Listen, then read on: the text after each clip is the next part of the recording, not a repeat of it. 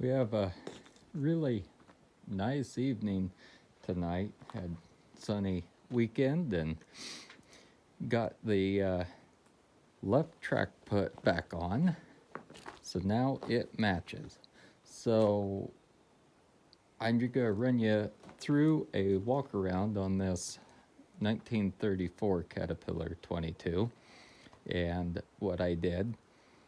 The first thing that I did on this project was get this front idler rebuilt. Um, this track is starting to get stretched out. We're at the end of the rail here, but to get this working as it should, the only thing I had to replace was this piece of hardware here. Rebushed it, packed it, and then put the track back together. And then, as I said in another video, I had this Tim work, put it on, and then got the track tensioned. And then on this side, the only thing I had to do, because the undercarriage was in reasonable shape, is put this matching 9-inch track on.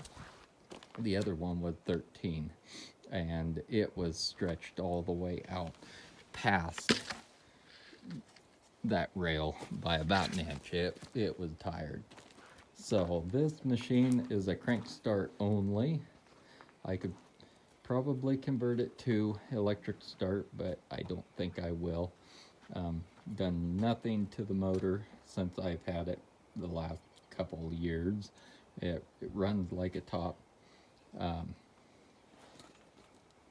Got the old style controls where the throttle is down on the transmission housing.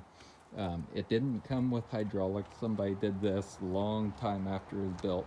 It just has a hydraulic pump hooked up to the drive shaft coming out for a PTO winch or whatever. So it doesn't have live hydraulics. It's not too big of a deal for me. The blade on it, I consider it kind of scabby, but it does work. The biggest drawback on it is, I would say, the angle of the cutting iron. I'd like to see it leaned back more. And then the top of the blade also leaned back and maybe a little bit taller. It would keep the dirt from coming up over the top of the blade a lot better. And pushing brush, it just does a lot better. The battery is for the electric pump that sits right down there. You don't really have to use it. The pump that should be on it for the fuel would go right here on that governor. Overall, I'd say it's a pretty good, tight machine, but it is built in the 30s, so there's some things that need to be fixed on it to get it back into spec, and I'm not sure they'll ever be back into spec exactly. But when we take it all apart, I'll straighten up the tin, weld some of these holes that shouldn't be there closed, grind them down, repaint it all the way it should.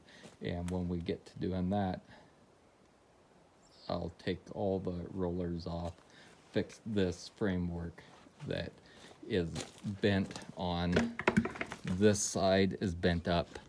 If I compare it to the measurements on this side, so I shimmed this side, that way the undercarriage is running square, and it just preserves it until I can get the proper fix. So please like and subscribe, and hopefully we'll get a lot of attention on this old style machine. It's really a lot of fun to run.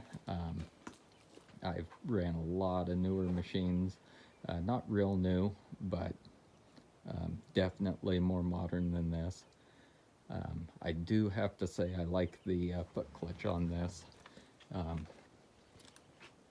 It's almost like running a wheel tractor. Got both brakes on your right side, your clutch on your left, and then a 3-speed transmission. Compare it to a D4 or any of the other machines that have a hand clutch. Just way handier in tight places. But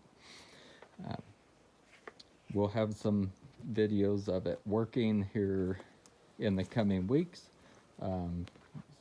pulling logs and maybe doing some field work. So stay tuned. Thank you.